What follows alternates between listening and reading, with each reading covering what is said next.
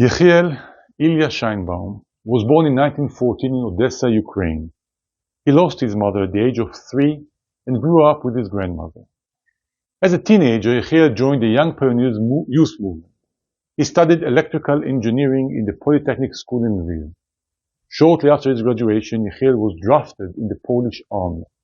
During his military service, he remained active in the Young Pioneers movement and was often imprisoned because of it.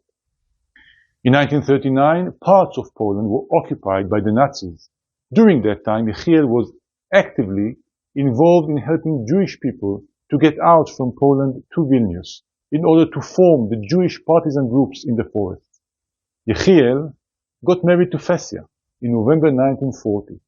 The newlywed couple were planning to move to Israel, but before they managed to do so, they were deported to the Vilnius ghetto. In 1942, he formed an underground resistance group in the ghetto.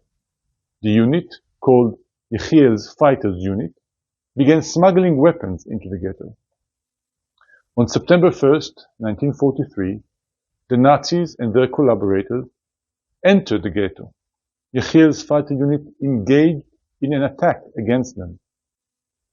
Yehiel was killed during the encounter. He was 29 years old. Yehiel was buried in the Jewish cemetery in Vilnius. His wife Fessia, who fought by his side, survived and fled to the forests. Later on, she immigrated to Israel and started a new life. Fessia got to fulfill Yehiel's wish to come to Israel after all.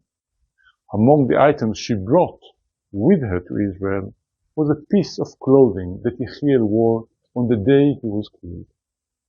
This piece of cloth was buried in the kibbutz Yagur next to the grave of Yehiel's sister, Ora.